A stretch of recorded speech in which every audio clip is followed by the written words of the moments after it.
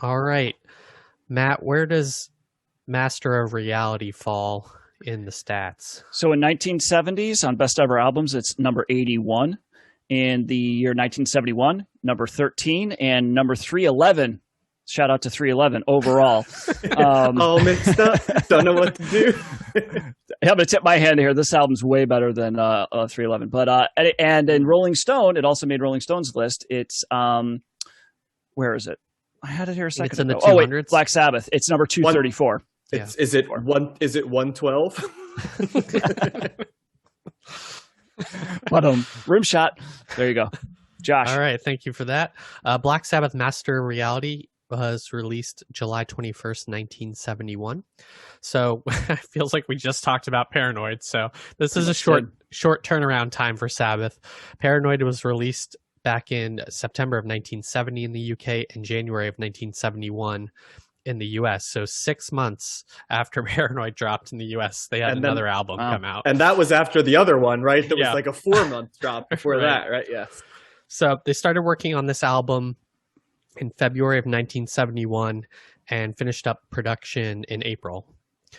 This is also around the time that they started getting heavily into drugs, and that becomes a through line throughout the rest of their career, seemingly, and into when Ozzy got kicked out of the band at the end of the 70s. The album reached the top of the charts in both the US and the UK, reached number 8 on the Billboard Top 200 albums and number 5 in the UK. This album is notable for containing the first acoustic songs by Sabbath, and also for some flute as well, played by Tony Iommi himself. Roger Bain again produced this album. He produced their first 2 albums as well, but after this, Tony took over and the band did their own production going forward. They attributed this to just being more experienced and knowing what they wanted to achieve in the studio, and I guess being more comfortable in the studio.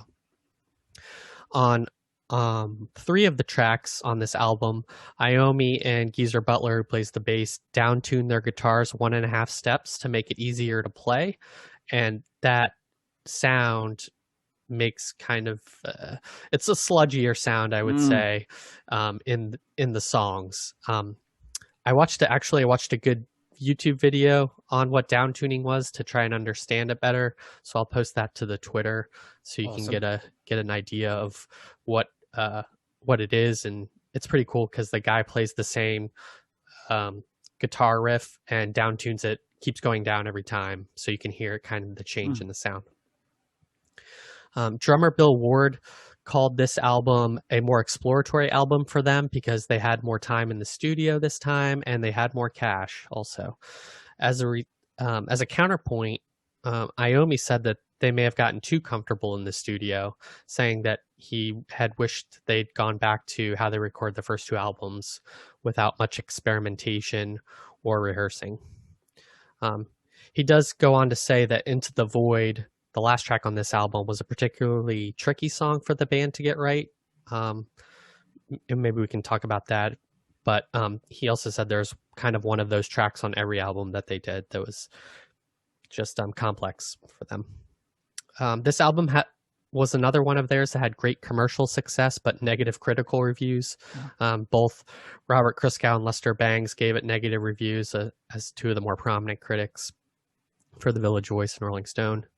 It has since been reappraised and has been cited by many bands as being influential to their sound or to their instruments. And Billy Corgan said it was influential to Smashing Pumpkins, and there's been attributions to grunge coming from this, and different subgenres of rock and metal like stoner rock and sludge metal, things like that. After this is the last Black Sabbath album we cover.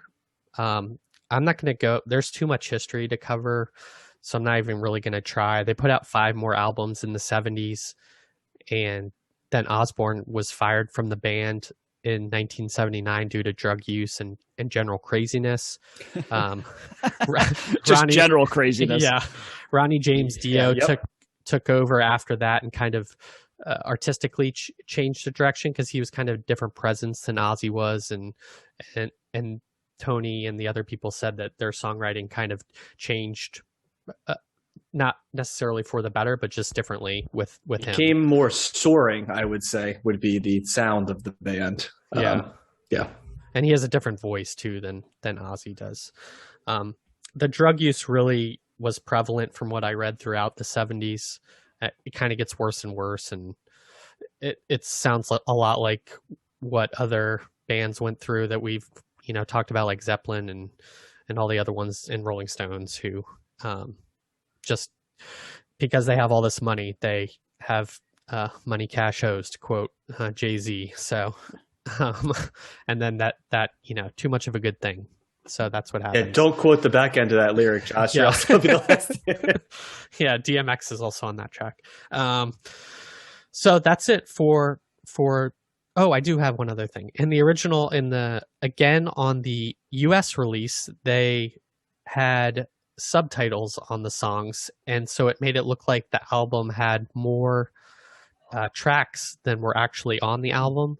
And they also had another misprinting where they pluralized the title, calling it Masters of Reality instead of Master of Reality. And this was also the first album that they had the lyrics printed on the back of the album. So good for all those Sabbath fans that want to follow along. All right, guys. So what do you think? Third album, you should be comfortable with Sabbath by now. What did you think of this? Compare and contrast. I'll go first, if that's Sure. okay. Yeah, go for it.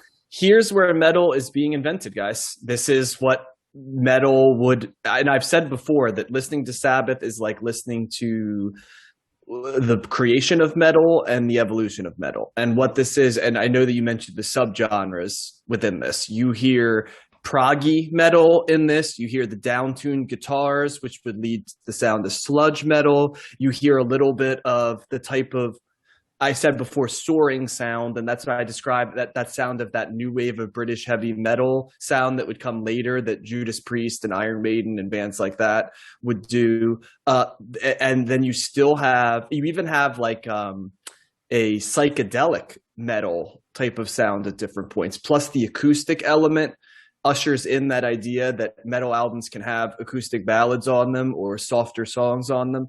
It really is, this more than even the albums that we've covered before, is a prescient look into what metal was going to become, and once again is inventing the genre in front of us. I don't know if in some ways this album isn't as heavy as the first two. Sonically, it's not quite as sludgy. It's a little bit more cleanly played.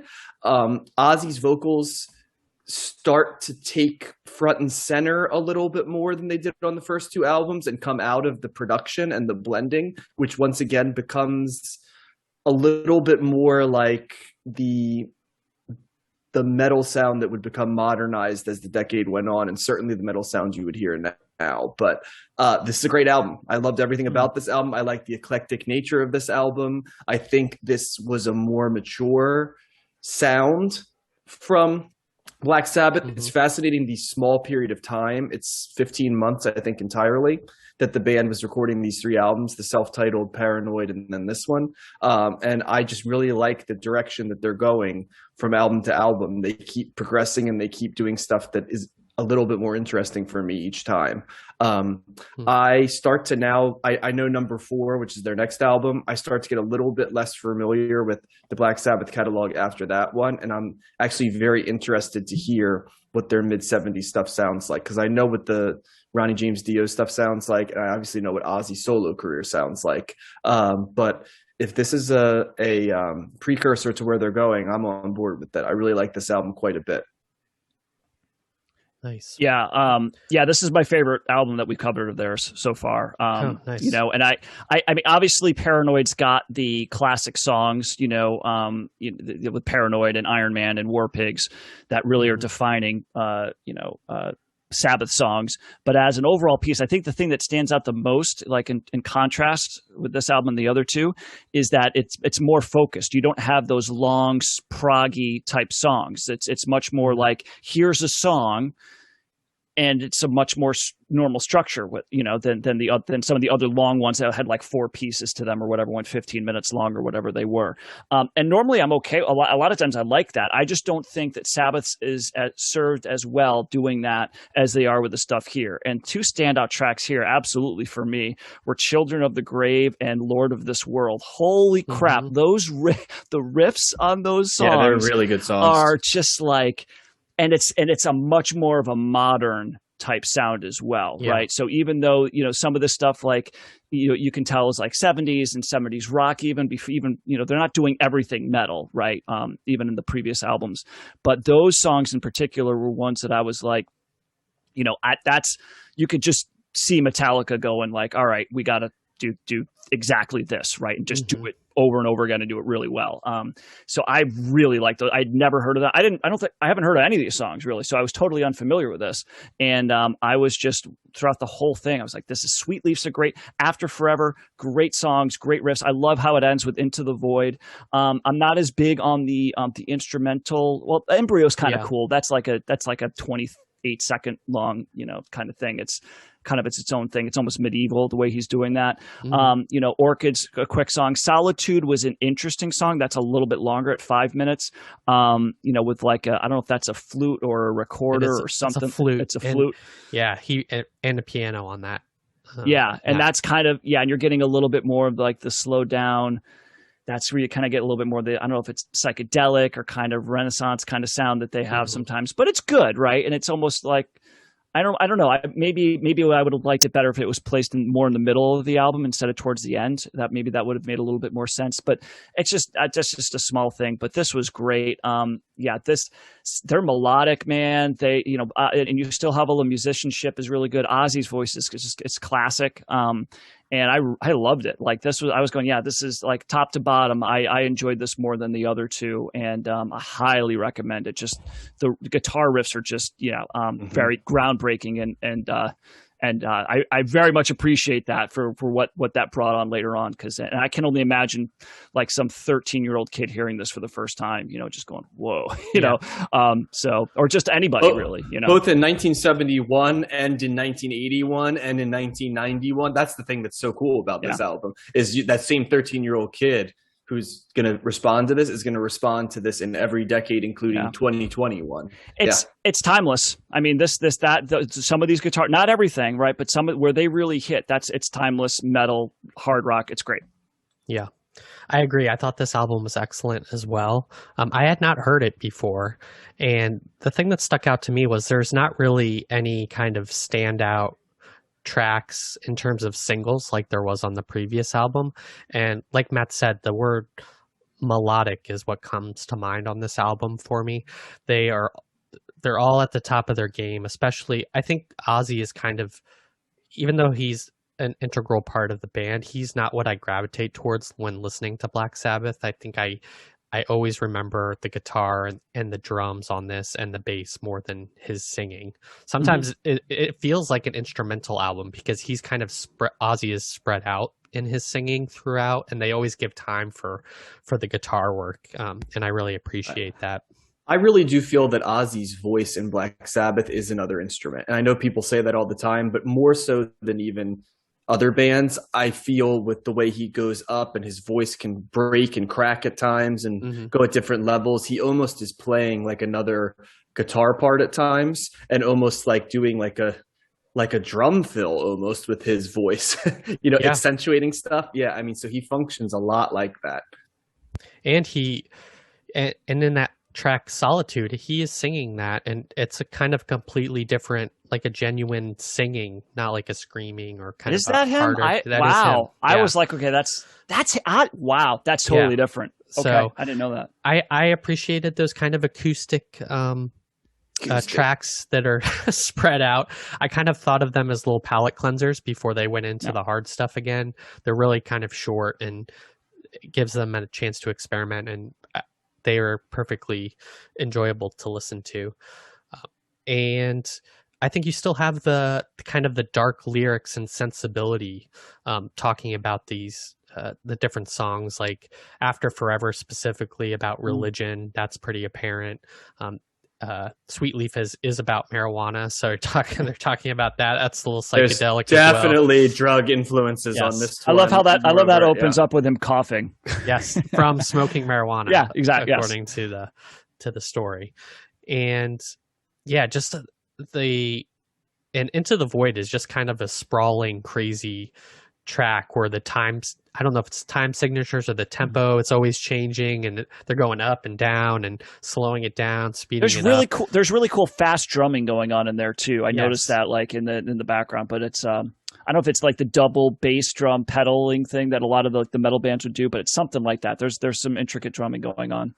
I like the drumming a lot on Children of the Grave. It's got this weird kind of like echoey quality. I think they're just using like a snare or something for that. But yeah, this is great. And another thing I appreciate about Sabbath is they really are concise with their albums. At a sweet 34 minutes, you can just listen to this on repeat and pick out your favorite tracks. So yeah, big thumbs up for me as well. 3 for 3 with Ozzy. Yeah. I think, or with Sabbath. I mean, I don't know if this is. I think I like Paranoid more just because those songs hit. But I'm nodding my head throughout this entire album when I was listening to it, just because of the guitar stuff. Yeah. Yeah, far be it from me to disagree with Lester Bangs, but I think really, come on. I don't know, man. Like you just wonder how critics can listen to all 3 of these albums. Maybe one or you're not, but like after the third one, you haven't figured out this band kicks ass. It's kind of weird to me that you haven't. Yeah. So what are they looking for? That's what I don't get. They're just not used to it. It's like it's not it's not. I don't know. That's a really good question, but it was totally new, right? I mean, there were dribs and drabs of it here and there, but like. And people always say, Zeppelin, and they throw Zeppelin in starting metal. And Zeppelin, I can see why people say that, but it's a clear distinction. This is a much more of a metal, sound than Zeppelin. Zeppelin was hard rock, great vocals, and they did a lot of great, just in the similar sense that the Who would do as well. But this is metal. Like when you do the toning down, like the half step or whatever, that sludgy sound, that harder kind of, the slower, like more evil, it's the sinister kind of sound that they get sometimes. Yeah, that's the metal. It's not Black Dog. Well, it's like the black themes too, the dark themes, not to mention now they're throwing in the ballads as the palate cleansers, which becomes a metal staple. Just you're seeing all the pieces, as I mentioned before, come together in terms of the quintessential metal album. Yeah, Matt, both of those tracks that you mentioned, Children of the Grave and Lord of this World, they are the ones that have the down-tuned guitars, and as well as Into the Void. And I loved it because one of them's faster than the other. It's like a dun dun dun dun dun, dun. It's like a get dun, dun, dun, and then the other one's like a much more. It's a slower kind of thing. But it's both as soon as those are immediate. I love them immediately. As soon as you played one bar, two bars, whatever, just get through it once. I'm like, sold, like done. Loved it. Yeah, nice. It's if you're a metal fan, it's a home run. If you're not a huge metal fan, but you like more accessible metal, this is definitely accessible, even though the themes might seem dark and they aren't. The music somehow brings you in despite not being cheery. It's still, you want to hear it. And that's a unique gift as well of Sabbath, that they don't somehow scare you off. You gravitate to their sound, even though you also recognize it as ominous. I can't stress enough, Into the Void is an awesome song. Children of the Grave is a fantastic song. Sweet Leaf in its own way reinvented a certain, or I shouldn't say reinvent, invents a certain type of metal that will be familiar pretty much instantaneously for anyone who's familiar with a variety of different bands, but certainly kind of what Metallica tried to do for a period in their career.